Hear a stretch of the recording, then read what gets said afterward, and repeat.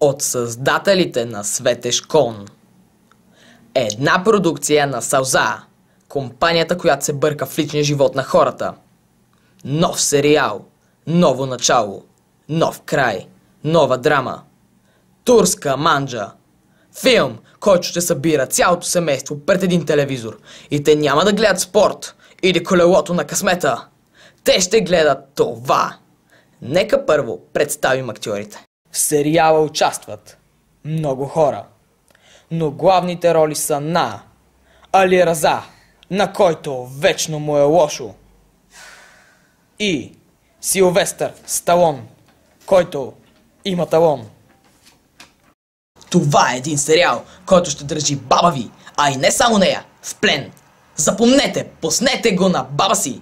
Сериалът е перфектен, ако обичате сапун или сапунен кашкавал, защото това определено е едно сапунено сирене. Ще ви кажа защо се нарича сапунен сериал. Да сте чували баба ви да се мие с душгел? Не! Тя използва само сапун. И затова някой умник е измислил името сапунен сериал. Ако този гений го бе кръстил душгел сериал, ще трябва не само да обяснявате на баба си как е било в училище, но също така и да й обяснявате какво е душгел. Този човек много ви е спестил. Сериалът ще ви кара да го гледате така. И сега, защото сте послушни, ще ви пуснем първи сезон. Сега. Безплатно. Седнете, вземете си пуканки и се насладете на това, което следва. Сериалът започва сега. Край на трейлера, между другото. Мамо, ще ми направиш ли баклава, е? Не, сине, тя е много старомодна. Ма на мен ми се яде баклава, е! Не, сине, не може. Ма поне пари ще дадеш да ходя до паничията да си купя една баклава, е! От когато баща ти си загуби работата, нямаме пари. Ма какво работи, че баща ми, че и забравих? Я припомни, е! Продавач на сладолед. Тате, не искам да ходя повече на училище. Що бе, синко? Всички ми се подиграват и казват, че гримната ми е женска. Не е вярно, тя е на твоят тя беше на леля ти.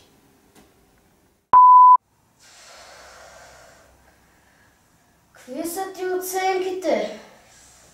По турски имам 5. По български имам 4. По математика имам 3. А пък по английски имам 2. Ама да знаеш, че по рисуване имам 6.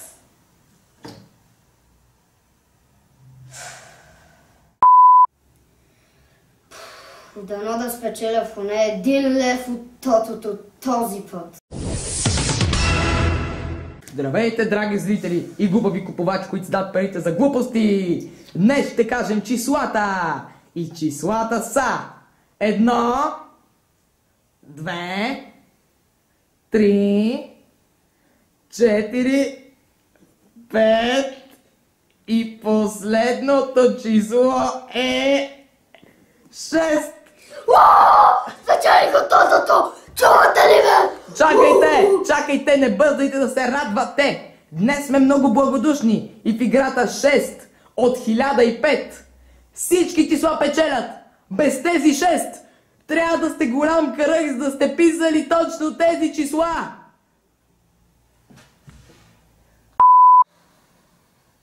Баща ти е много зле дете.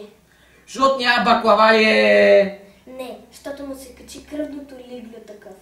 Ще му донеса лекарствата! Ла. Аспирин. Почувствах се много по-добре. Изведнъж като на магия. Купете сега. Здрасти! Аз съм твоята майка, твоя баща, твоя чичо, твоята леля, твоята баба, твоята стринка и твоята балдъза. Това в ръцете ми е завещанието на най-стария член на това многолюдно семейство. В него той е написал името, на който завещава 1 милион от неговите пари. И този един човек е неговият любимец. Сега реших да го прочита пред вас, мили хора. Този, който печели всичките пари и любовта на стареца е Ей, у нас лисица, ей там! Вече тук и ние се уляхме. Нищо, поне лисицата е щастлива. Какво казват лисиците? Какво казват лисиците? Какво казват лисиците? Юпа, юпа, юпа! Юпа, юпа, юпа! Какво казват лисиците? Какво казват лисиците? Те си крият дърветата. Какво казват лисиците? Какво казват лисиците? Те си крият дърветата. Какво казват лисиците? Какво казват лисиците? Мазни лапи, нарязани ногти, гони мишки.